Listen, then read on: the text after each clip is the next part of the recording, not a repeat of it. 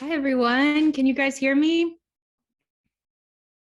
We can hear you. Welcome. Perfect. Hello. It's so wonderful to be joining you today. I am in Oklahoma, where you can see that it is now dark outside. So I phoned a friend that had a ring light to light my face. So that's why I'm so bright. But it's such an honor to be with you all. Today, it's been incredible to hear about everyone's different stories and about some of the science. I do want to say I'll share my screen shortly. But I do want to say that this morning they talked about how as the day progressed, it would get a little less sciencey. And I am very happy to report that there will be absolutely zero science in my talk this afternoon. So you guys made it. It was amazing hearing what goes on. Some of the research this morning, absolutely incredible. And then hearing about the different programs and things, I am in total awe over here. So thank you so much for having me. My name is Jess. I am an ovarian cancer survivor. I am also a mountain climber, and I also love music and creativity. So when Dr. Hope reached out, I was like, oh, this is the most phenomenal organization I've ever heard of. So, and it's been really amazing, as I said earlier, to hear about all of the different programs and organizations and support that Let Every Woman Know has been providing. And Dr. Hope, I think, told me that she, correct me if I'm wrong, but it was the first GYN oncologist in the state of Alaska. And when she told me that, my jaw absolutely dropped. I was like, what?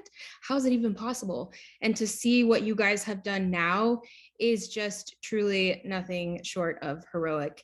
And it's just so obvious that when each and every one of us can build or can come together, a small group of people can do something like this and build a legacy that is hopefully for years to come going to continue to support people in Alaska and people hopefully in the rest of the United States and the world is amazing. It's a legacy that I hope with whatever time I have that I can help build something like that as well. And I know many of you on the call can too. And that's a little bit about what I'm going to talk to you about today, about some of the things that we can accomplish if only we're willing to take small steps, about what achieving really means. And mine is a story as well about bonds that cannot be broken, about showing up for your people when things get hard. It's about small moments, big obstacles, and it's definitely also about survival. So you're going to hopefully see some things and hear some things today that are unique to my story. But I hope what you take away is things that aren't unique to me at all. I hope what you see and you hear and you feel today stays with you as you recognize they're part of your story too. So let's get started. I'm going to show a little video and you'll have to bear with me. I'm a mountain guide, so I haven't been on a whole ton of Zoom calls, but I'm going to do my best here. Let's see, share screen.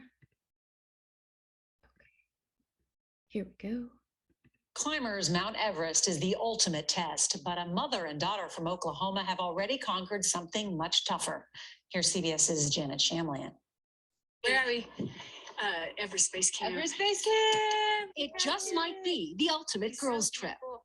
Valerie and Jess Wedel hoping to become the first American mother-daughter team to reach the world's highest peak. We zoomed with them from base camp, 17,600 feet. How much of this trip is about actually getting to the summit? The possibility exists that we can get there, and that would be amazing. But like, if we're not enjoying every single moment along the way, then we've missed the point almost. Already experienced climbers, the trek started weeks ago when they left Oklahoma. Look how sunburned we are. A little bit of sun. It's a brutal undertaking for Valerie, who's 61 and has asthma, but also for Jess. Diagnosed with ovarian cancer in 2016, she's been through multiple surgeries and months of chemotherapy. She's now cancer-free. It feels like part of our healing was coming into the mountains and being able to enjoy each other and have fun and just like live life. They've already weathered storms on Everest. 60-mile-an-hour plus winds, whiteout conditions, 43 hours. Ahead, one final push to the summit. When we say we live every day, we really do, because we have been in a place where we didn't have maybe Venus Day. So every day. Yeah. The adventure of a lifetime, but Yeah. time together, I'm a lucky mom. the greatest gift. Janet Shamlian, CBS News. Sorry. The greatest gift as we think about our moms this week. Excuse me. Right. Okay, one more quick switch over and we'll get started. Bear with me. Come on, screen, you can do this. Okay, perfect. Can everyone see those slides? Hopefully you can. I love how she said that the greatest gift. Absolutely, that was what that whole trip felt like. This was a story that was filmed on day 25 of our trip, but my journey at that point had already taken a lot of twists and a lot of turns before we even reached that point. But I definitely cannot tell you my story without telling you about my mom, my brave and very full of life mom. She took up mountain climbing when she was in her 40s. Believe it or not, her first real trip was a climb on Mount Rainier in 2003. She would tell you that this trip was a bit of a disaster. And knowing what we know now, because we've climbed a lot more, it definitely could have been a deadly one, but it was certainly dangerous. She signed up with not a ton of training, and along with a few other friends from Oklahoma, the flattest state maybe in the US, they sort of decided this will be a really great adventure. They hired what they hoped was a qualified guide. Turns out he's a really great human, but perhaps not the most qualified mountain guide. They were on a trail that they probably shouldn't have been on, jumping crevasses at 13,000 feet, terrifying, exhilarating. And when they somehow made it back in one piece, thankfully they turned around before the summit. She was absolutely hooked. And that tells you a lot about my mom in general, like that, almost everything you need to know. She's a woman from the flatlands jumping at the age of 40 into this very male dominated sport just because she loved it. And despite her near-death experience on Mount Rainier that first time, I watched over the years as her love of climbing grew. And she eventually started inviting me to go along. I went sometimes too, but there was one big problem, and it's a pretty big problem. I am terrified of heights. It's like I get on a slope and my eyes see the fall and my whole brain starts freaking out, like, what in the world are you doing here? Which I think I probably inherited from my father, who sometimes doesn't even like to drive on overpasses. But in 2014, I got to join my mom for a climb on Mount Baker, which you can see here. Mount Baker's in the back. It's a mountain right next to Rainier, a volcano. It was my first glacier climb, and I really struggled, really. We were tied together on a rope. It was just the two of us, and I kept imagining myself slipping on the ice and pulling her down these steep slopes with me, and I just couldn't get that picture out of my head. I probably shouldn't say this on here, but it was the first time she heard me say the F word. And now it's a kind of a family joke because I said it like 500 times on that trip. I was just like screaming obscenities. I had reached a point in climbing where I wasn't sure if I absolutely loved it or if I hated it. And it was that fear of falling that was overwhelming. And I didn't know how to deal with it, but I had this sense that I needed to learn, that maybe there was more to fear than just running away from it. And I really kind of struggled with that. I went back and forth of like, I love this, I hate this. I would go on a climb and I would be like, I hate this, I'm terrified, like my life is way too short to be doing this. And then I would get down and I would be like, oh, that's fun. Let's go again and see what happens. So it was around this time that the doctors discovered I had ovarian cancer. I am one of the lucky ones. As we all know, I was diagnosed at an early stage. I was healthy. I had no family history. I walked in on a sunny Friday morning in February to get an IUD placed. And I left that appointment with a lot of fear, a lot of unknown, and the news that I had a tumor and that they needed to look more into it.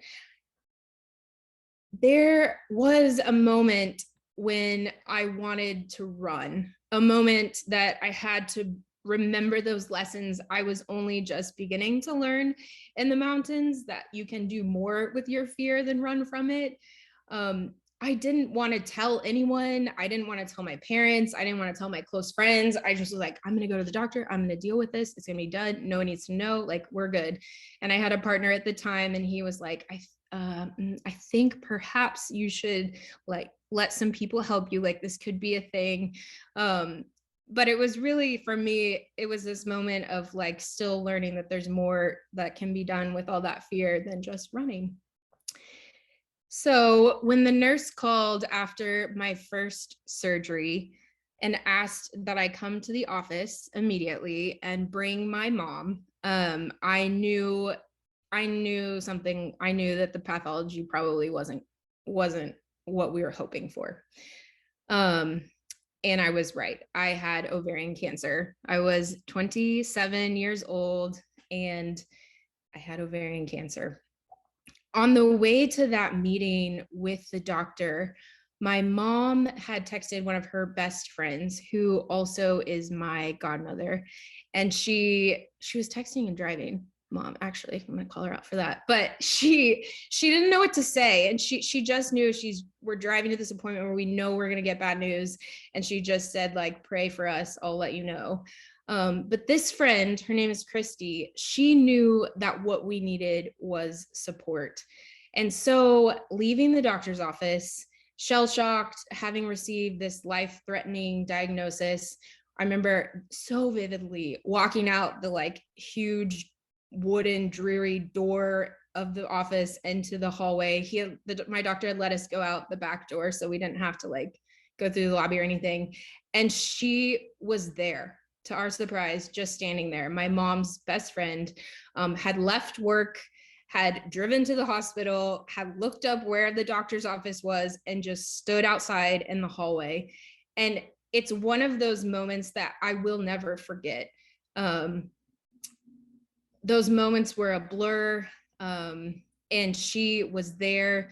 You know, we're worried. We're like, you're just like, what do you do next? Like, I have to call my dad. I have to call my close friends. And she just sat with us as we sat in the parking lot and made tough phone calls to people saying like, not good. So as I went through the cancer, like I said, a lot of it is kind of blurry. I remember, especially at the beginning, not really feeling a lot, but watching other people's faces and noticing their feelings reflected there. I've been to therapy since then, so I'm better at dealing with my emotions, but especially at the time, you have so many things going on, and I just like couldn't process what was actually happening to me. So I remember like watching other people's faces. And I just remember being really grateful for both my mom and Christy and everyone else that ended up showing up for me throughout that year-long process. As we all know, when you're diagnosed with cancer, you quickly begin to see life through different lens. For me, treatment included 2 surgeries and 18 weeks of chemotherapy. I remember at night, I would lie awake just feeling my own mortality. Absolutely loved that session earlier because I felt like, a healthy 27-year-old, I couldn't really have a lot of those conversations with people around me because they're not necessarily facing their mortality. And so I was like, don't want to bring people down. And then you kind of do want to protect your family and your friends, and you don't want to have those conversations with them. So I just remember I would be awake and not knowing if I would ever climb again or do whatever it was that I was taking for granted. And all I wanted to do was climb mountains and have fun. So in some ways, the day that I got my cancer diagnosis was also the day that my Everest climb began. But I struggled with a lot of symptoms from treatment. Of course, my body being thrown into what felt like a violent menopause. I struggled really badly with insomnia. All my body probably needed was a lot of sleep, and I couldn't make myself fall asleep. I tried all the things my doctor said, acupuncture, medicine, diet. I probably even tried some things my doctor said not to try, but I just would lie there awake. And I had a friend that was an artist, and she called me one day and said, "Hey, what are you doing?" And I said, "I'm laying on the couch." "What are you doing?" "No," she said, I'm bringing you something, like, stay there." I'm like, "I'm not going anywhere." And she showed up at my front door with a handmade canvas. The largest one that she could make that she could fit into her car is what she told me. I forgot to scroll these along. And I was amazed. I was like, "Thank you so much." She had stretched the canvas across the screen and made it for me. And one night in one of my bouts of insomnia, late at my apartment, I got out of bed, I walked over to the canvas, and I just started painting. She had left me a painter's paintbrush because she was like, "You probably don't even have a brush big enough for this." And I picked it up and I just started throwing paint on the canvas. I had never had any training. I think I've always been kind of creative and like to read and write, but definitely had never learned how to paint. But in those dark hours, I found a solace in that. I found almost like a meditative state in putting the paint on the canvas. And for me, it was a moment that those hours were only for myself and only for my healing. And it felt like, especially in a space where sometimes you're a little out of body, it felt like this place that I was finally beginning to process some of these emotions and some of these things that were happening to me in a way that felt really safe to me. After treatment, that would have been in November of 2016, I was pretty wrecked. And I think in some ways, those were some of my hardest moments because I had gone and gotten my scan. I had been declared NED, and everyone around me was so excited. And there was part of me that was also just amazed, but there was this other part of me that felt like I didn't know what to do. My emotions weren't aligning with how they should be. I should be so happy, and I am, but I'm also now I have to build my life again. I have to kind of face everything I've been through, and my body has so much healing that it still needs to do, and it's not something I can solve in the next 3 days. I knew that it was going to be years. And also at the beginning, in some ways, of a long life of living with a cancer diagnosis, of kind of always walking into those appointments, not really sure what news I was going to get from those. But the things that I was drawn to, that the life that I wanted to make, quickly pivoted to something that felt good to me, where I felt like I was happiest. And I don't know if I had ever really allowed myself to plan my life like that before, around straight up joy and happiness. And so I started working really hard to figure out what that was. And again, for me, it was about exploration. That's what made me really happy. And I think it was painting and it was climbing. Both of those were things that I could process what I had been through that felt really endurable and peaceful. So going to the mountains made me feel small and alone, but in a way that cancer didn't. They made me see my mortality and hold it really close and be able to rejoice in it instead of letting it overtake me. It became a way to move with my fear and listen to it and accept it and even be grateful for it. And so that's how I decided I wanted my life to be. My mom said not that long ago, like, as hard as the cancer and treatment was, it was equally amazing and magical to see you kind of turn the corner. And it was like watching your spirit re-enter your body. And I slowly but surely came back to life. The idea to climb Everest had been my mom's dream for a really long time. And we had both learned a lot since her first trip up Mount Rainier. And this time we really wanted to go and we wanted to be ready. So we trained for years. We climbed in Mexico, Bolivia, Ecuador, really all over the US. We went back to Rainier quite a few times and had much more successful and safe climbs. And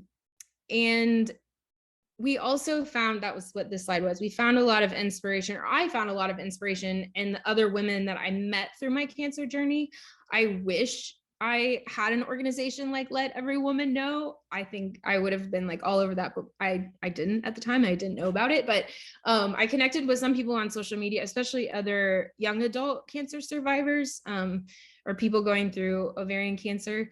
And many of them were living with cancer, with reoccurrences, continuing to endure treatments and clinical trials over the years that I knew them. And I felt like every time I would talk to them, every time I would be with them, we had this like understanding of, I knew the gift that I had been given, and they kept inspiring me to keep going and keep living and keep just honestly just going for it, because we all understood that like time is so short.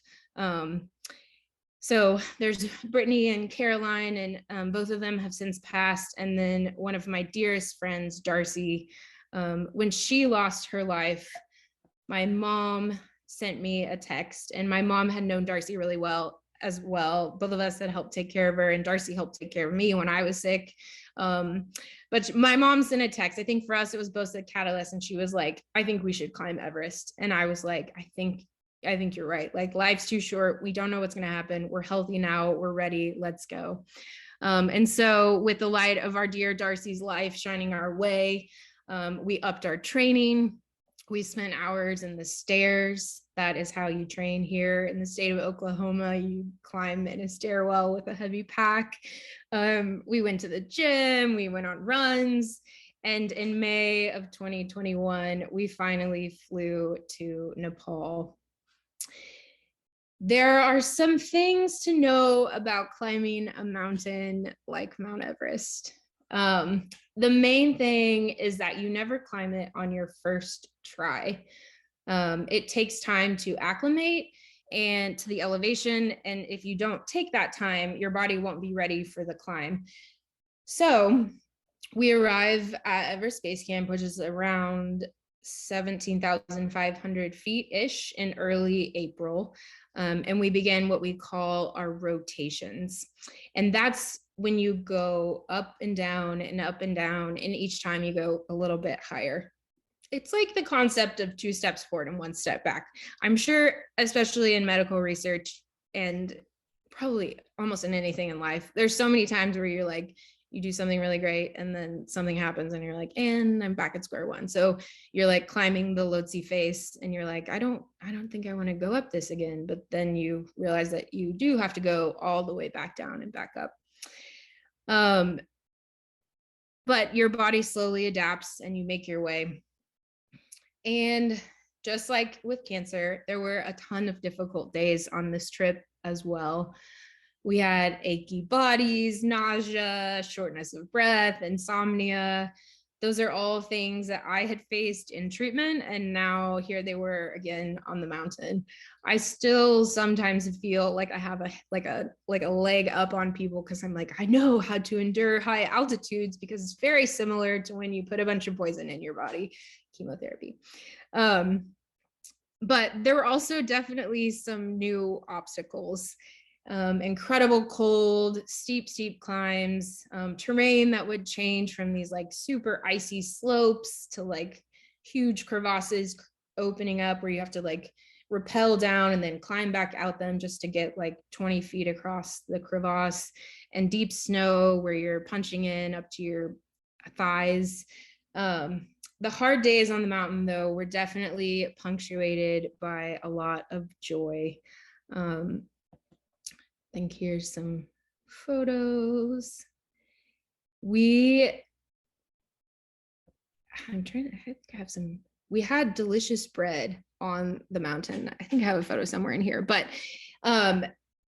for me, it was like, I was never not in awe that we were having real bread on the side of a mountain, baked at base camp, and in the kitchen tent, we were dancing while we're making it, and it was so much fun. But amidst all these moments, we did begin to hear some murmurs that despite our best efforts, there was a new threat to our journey. The pandemic had reached the mountain. To guard against that, we had tried to stay socially distanced in our little team of 8 climbers. We had our own tents, we washed our hands, we even had rapid COVID tests at base camp. And for nearly 60 days, as we prepared for our summit bid, it felt like between our bodies and the pandemic and the weather, it was like all these big bears looming in our path that were going to come get us at any point. On our first rotation, as you can see here, we moved through the Khumbu Icefall, which is one of the most beautiful and dangerous places I have ever and probably will ever go. It's like huge chunks of ice that can be like 10 stories high, and you sort of weave your way through and try and avoid any ice chunk that might fall on you, is the very simplified version. But we were moving through the icefall to Camp 1, and visibility was almost zero. I could barely see my mom just a few feet in front of me. A storm had blown in, and the winds were howling absolutely unbelievably all around us. And for nearly exactly 43 hours, my mom did not leave the tent at all for 43 hours. We stayed in our tents as the wind, like a freight train, just beat down on us. Even in all of our gear, I could still feel the cold in my bones. It was as if the universe was shouting, like, I am bigger than you and you can't avoid me. We tried to sleep, we tried to read, we tried to just let time pass. I laid there zipped in my sleeping bag with all of my layers on, with the sides of the tent are just like pounding your face, and you're like, please, tent poles, like, please don't break. We couldn't go up the mountain, we couldn't go down, and absolutely no one could get to us on the side at 20,000 feet in the middle of the Himalayas. But I didn't feel that same fear that I felt at the end of my cancer treatment. I didn't feel that kind of darkness, though in all reality, I was so much more alone on the mountain. Somehow we slept, even though we did end up having some broken tent poles and our camp was pretty much destroyed. But when we awoke the next morning, we unzipped our tents, and after 48 hours, we could see the Western Coombe shining before us and the best views of Everest and Lhotse and Nuptse, which are 3 of the highest mountains in the world. Mount Everest is more than 29,000 feet high at the summit. I still have my fear of heights, that's for sure. I always will, but every time I walk onto a mountain, part of the journey for me is facing that, is holding it, is learning from it, and keeping it with me each and every step. And I definitely got that sense of adventure, and sort of fearlessness to face what is before me from my mom. Luckily, I did not inherit her bad asthma. As they mentioned in the video, her asthma started getting worse the higher we went. My mom was at 19,000 feet on our second rotation on the mountain. On this rotation, we had planned to go to 24,000 feet, and then we would head all the way back down to base camp and be ready for our summit bid. It was then that we would be ready enough for summit. I was moving a little bit ahead of her in the ice fall, and I turned around and saw that she had turned, and I knew immediately that her trip was over. I was absolutely devastated. It felt like we had done everything right. We had planned and prepared and waited for our moment, and we had endured cancer. Our family had come together. We'd risen, like this was our time. And then her asthma came and knocking. For the better part of our journey, we could see our breaths in that cold mountain air. And here we were separated because she couldn't breathe. I wanted to scream at the sky. Everything dissipated, all of our plans dissipating into the clouds as she took that helicopter back down. My heart was truly broken in a way that's still difficult to put into words. When I had turned around in the ice fall and saw her, I was on a very precarious ice bridge over a crevasse. And I remember like tears were just immediate. And one of my fellow team members was like, keep going, like get over the bridge, like then we'll be here for you. So we had to get out of that space. But I just was like, no, like this, my dream was to climb this with my mom. But as it goes, we adapted. We hugged and we cried, and my mom left me on our journey. On May 24th, I think it was a few weeks after my mom had left the mountain, we finally had the weather window that we were waiting for to go to the summit. We began all of our final preparations, packing our packs, getting our oxygen masks, everything ready for our summit bid. I felt ready. I felt really strong. My body had magically handled the altitude and that long of a climb super well. And so I was like so excited. There was a window for good weather, and we went to sleep for what we hoped and thought would be our last night at base camp. We were set to leave on May 25th, and if all went according to plan, we should summit on the 29th or the 30th. We were planning to leave about 1 a.m. And I woke up to somebody tapping on my tent saying, hey, can you be in the dining tent? This was about 11 p.m. And I immediately knew something was wrong. I remember like quickly trying to look out the tent. It was our head lead guide that was going around. And I'm like, I know he's not going to tell me anything, but like trying to read his face of like, what's happened? Like there could have been so many things bad that could have happened. And he walked down the rest of the tent line and woke everyone up and said like, get in the dining tent as soon as you can.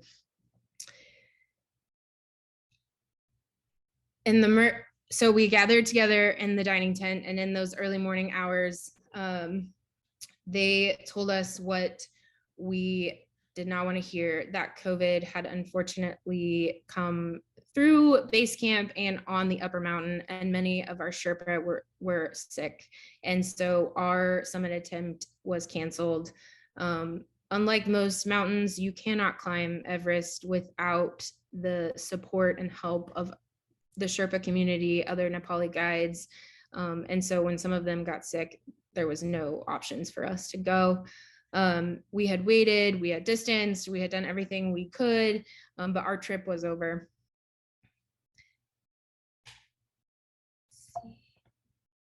Oh, there's mom leaving. There's the bread. I knew I had the bread slide in here. Doesn't that look delicious?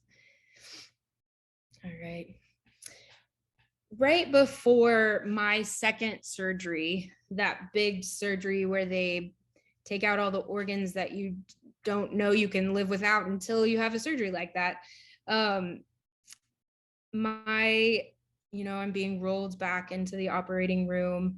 I had sort of taken on this philosophy, or more like a coping mechanism, I guess, in these really intense moments, like being wheeled back to the operating room, being in the operating room, to face things with awe. I felt like when I was kind of overwhelmed with what was going on, if I only sort of took a step back and looked at what was actually happening. So the amazing surgeons and everything that had taken them to be there at that moment to take care of me, all of the technology, all of the equipment, everything that happens at a hospital every single day that like somehow tests don't usually get lost, and like just to face things with like an amazement at what was happening. So I really took that into surgeries, and I knew at this point that like unless I focused really hard, I would forget everything that happened. So I'm like being wheeled back into the operating room, and I'm like, pay attention. So it was chaos. Nurses, staff, doctors getting things ready. I remember big bright lights and beeping and wrist monitors and medicines and all these things happening. And there was this moment when it's like you forget you're human and everything is so surreal. And my surgeon, my like super badass, like super intense, like who I want to be surgeon, I was always like nervous around her because everything she said was like so amazing, and I'd be like, okay. But I'll never forget, she came up to me, she came right in my ear as everything is happening around me, these huge bright lights, and it was like everything stopped, and she softened her voice and she said right next to me, "I've got you, I'm gonna take care of you." And it's something I will never forget. That day on the mountain, when I learned the news that my summit dream would have to wait, I decided to kind of adapt again, which I'm pretty good at this point, and run a 40-mile route from Everest Base Camp back to Lukla. It's essentially back down the trail that we had hiked in on to get to base camp. And I wanted to do it in the fastest known time, set a new world record. So I was like, why not try? I'm already here. I'm already acclimatized. It's 40 miles of some of the most beautiful terrain that I have ever seen. And I was joined at times by birds and by wildlife who seemed to want to just keep me company. You're running through the Himalayas all the way from 17,500 feet down to around 8,000 feet, I think, to Lukla, where you fly out. So it's mostly downhill, and you go from like the alpine terrain into the lush kind of forest. And I hadn't seen green in over a month. So I just remember being amazed. It rained most of that day, and I let it wash away any bitterness, frustration that I had about that Everest trip. And it really felt like a shower for my soul. Like the mountains were saying, "I've got you, I'm going to take care of you." And these treacherous places, the mountains, the cancer, the grief, the fear, all of it just washing away. We are so often faced with things that feel impossible, moments when we feel like we can't catch a break, moments when you hear the worst news of your life, moments when you watch someone have to helicopter away from a dream they've had their whole life, moments in a very sterile operating room where all you want to do is scream, "Stop." But we can't prevent those from happening. We can't run away from our fear. We can't stop living just because we don't like the way things are going. And at every moment, I feel like we have a chance to see that there are people, there are things out there that can still fill us with awe. A hug from my mom's very best friend outside of the cancer room, a gift of a blank canvas from a friend, warm, fresh bread on the side of Mount Everest, A surgeon taking the time in a sterile operating room to remind us both that we're human, that taking the moment to appeal to that humanity and say, I've got you, I'm going to take care of you. These are the small moments that can bring us back into our bodies. They are the hope that can keep us moving forward when things feel impossible. And so on that day, at the end of my 40-mile run / walk, when the rain stopped and the sun shone on that beautiful spot where I stood, I knew Everest and Cancer's biggest lesson was always about finding the sun, and it always had been. So thank you so much for letting me be here today and enjoy. I've enjoyed it so much.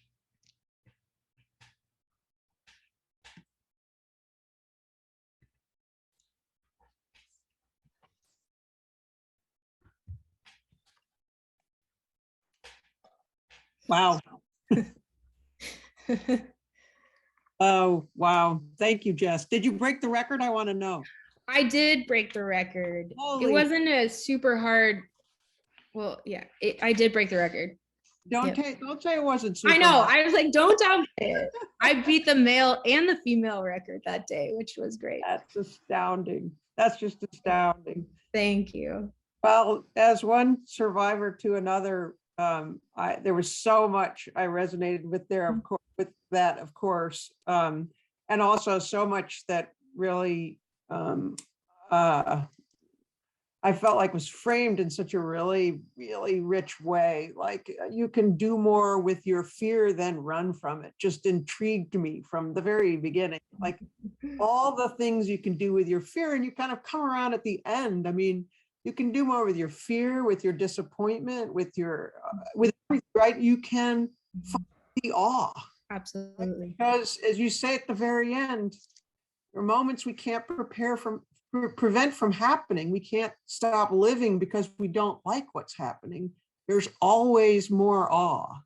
I mean, that's like, right, that's the real challenge, but also the extraordinary opportunity of facing our own mortality, I think. You know, you talked about the power of radical presence when somebody just shows up. You know, I think of how many times people say to me, friends and people say to me, I just don't know what to say.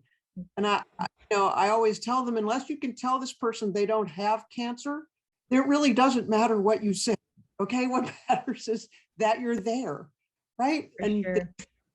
just standing there, because and then your moments, of course, that all of us who've been diagnosed will recognize, like trying to protect others from having to consider their mortality because you're considering yours. Periods where you don't feel much and you're kind of looking to other people's faces to kind of get your own feelings, like what should I be feeling? Because I'm really not feeling anything. That's way too much to feel. I think the hardest part, I always tell people, the two hardest parts are the moment of diagnosis and before you have a treatment plan, and the moment after treatment, because you're just kind of like, Absolutely. warrior mode anymore. What am I doing? Waiting for the next shoe to drop? Am I like? And I loved your line, did I dare to plan my life around joy? Wow, that's a serious challenge, right? To plan your life around joy. That's big and wide open, kind of like Everest. Just huge, right? What a summit that is, to dare to plan your life around joy. Facing, holding, and learning from my fear. That's what you can do with fear besides run from it.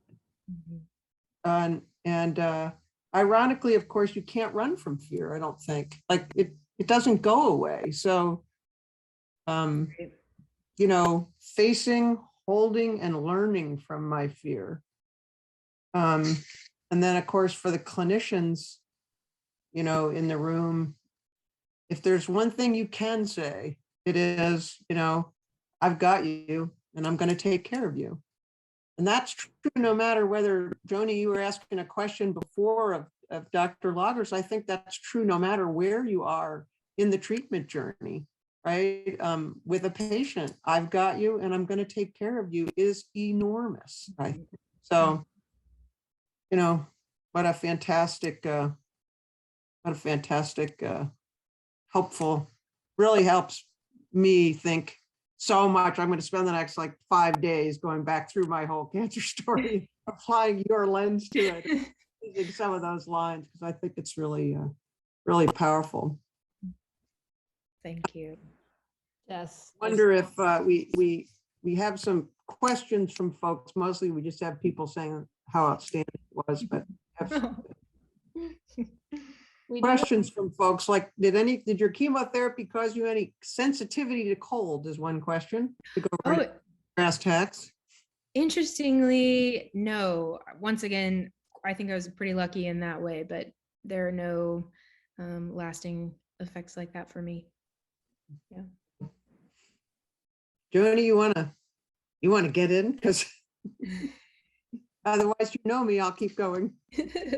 Well, I mean, I'm sure that you have 71 people doing a standing ovation for that unbelievably inspirational, beautifully stated, articulate, soulful, amazingly courageous journey that you shared with us. Thank you so much. My honor. So I guess I also love how you talked about facing. Wait, I have a question for her. Oh, sorry. Go. That's okay. I want to know what's next. What's next? Are you going for it again? Are you, how do you integrate your next adventure, or where are you going next? That's a great question. I have a lot of hopes and dreams. I hope to get back to Everest someday. It might not be this year, but maybe hopefully in the years to come. Denali is very high on my list, so I'm hoping soon to get out there, which would be amazing. But yes, definitely both of those would probably be the mountains I'm hoping to head to next. And I actually work as a mountain guide now, so I sort of switched my whole life around and climbed on my own, and then decided I learned and loved climbing so much that I wanted to be able to share that with others. So I work on Mount Rainier in the summers. So. And what do you do in the winters? The winters, I pick up guiding jobs wherever I can squeeze in, and spend as much time as I can in Colorado climbing. So there's a question, when will you be climbing Denali? Oh, hope maybe. I know, right? I was like, maybe this summer, maybe next summer. We'll see. I'm not for sure yet.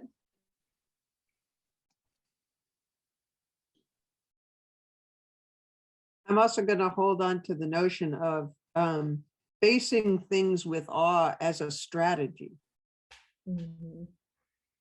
That's a very, very, because I think with fear doesn't leave you when you are no longer facing a particular thing, right? Fear comes up over and over again in everybody's life. This idea about facing it with awe as a strategy is really rich, I think, powerful. Yeah. Jess, how do you integrate creativity into your life now? I don't paint as much anymore, but I think someday if I kind of roam around the US in my car, so it makes it a little difficult, but I definitely still try and write. I think for me, it's about giving myself, creativity is a lot about giving myself space to figure out what's happening to me or what I'm thinking and feeling. So I do that, I think, through writing. And also I think the more training that I do, the more that space also becomes a place, and not necessarily for creativity, but it gives my brain space to think creatively, if that makes sense. So. We have time for some more questions. I know people have them. I think everybody is absolutely awestruck at the moment.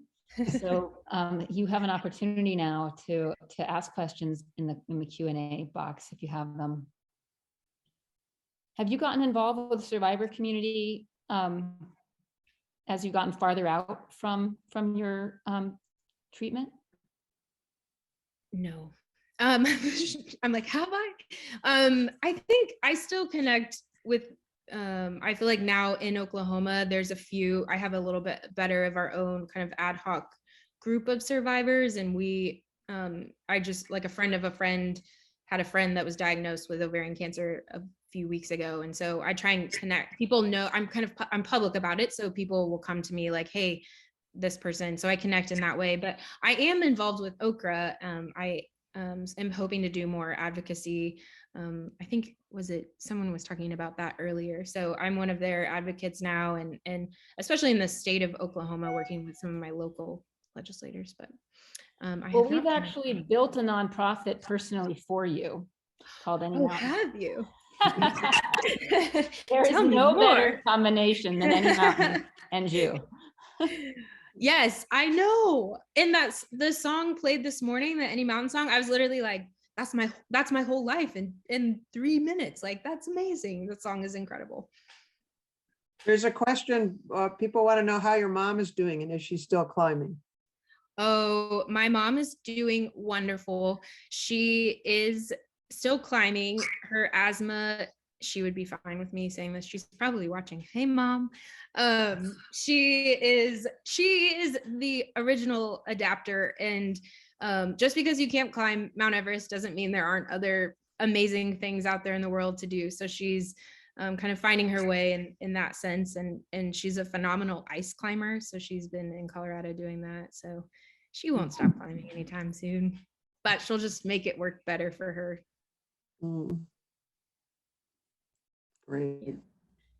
So how do you use awe as a strategy? How do you actually do that? I know. I think it's about first recognizing when I need to use it. So, during cancer, it was during big stressful moments that I was becoming overwhelmed with fear. And so now I think that's pivoted a little bit, where even on mountains, if I get afraid, I start to use that as a strategy, and in life, if I'm feeling overwhelmed. And for me, it's about noticing it and then taking the time to sit back and think through all the things that there are to be in awe about. So even just sitting here today, you're like, the fact that we're all here on this call at the same time together is kind of an amazing thing. Like, think about all the things that happened in each of our lives that now we're here sharing this moment. So I think it's being intentional and then trying to get creative about using that as a view. And it's not like you're always going to feel overwhelmed with awe, but to be able to start to recognize those small pieces, I think is, for me, it's just kind of looking around and seeing what I can see. That's amazing. Well, fear and awe are both overwhelming. Mm-hmm. So the idea of, letting the fear wash through and filling that space with awe Mm-hmm. is really profound and powerful. Yeah. I like it. It works for me.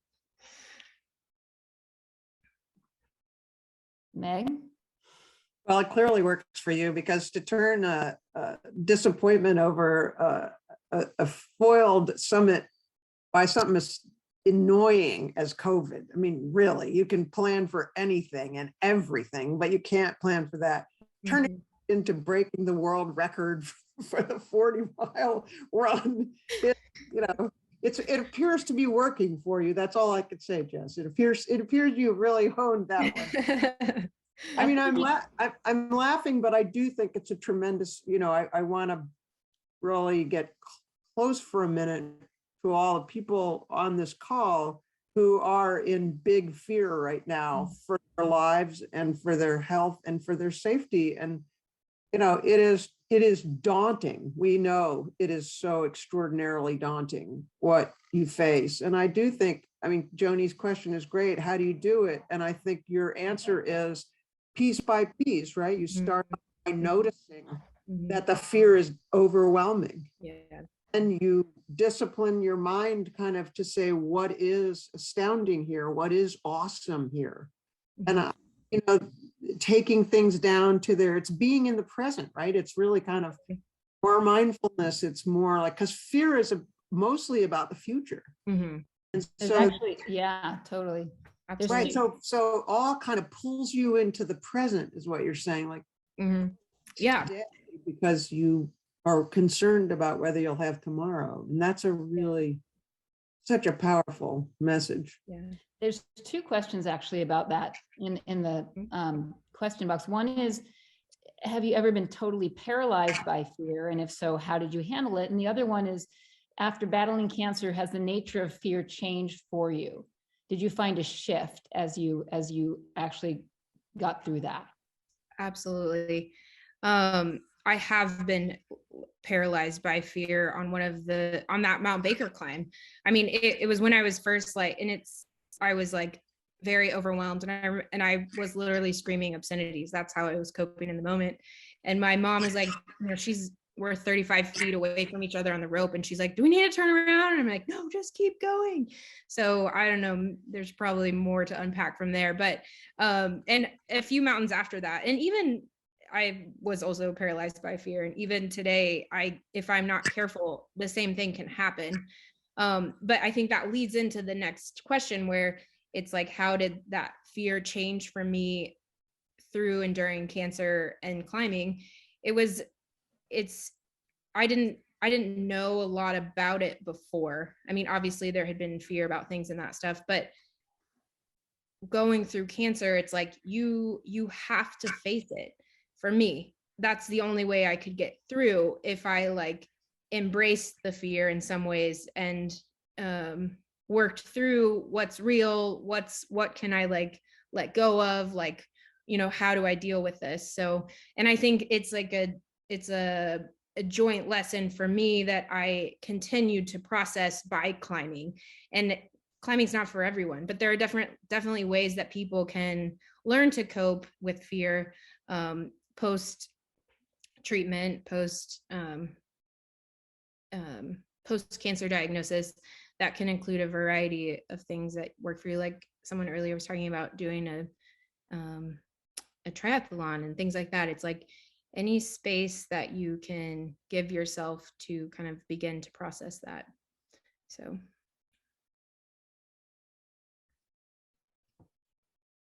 Well, I think that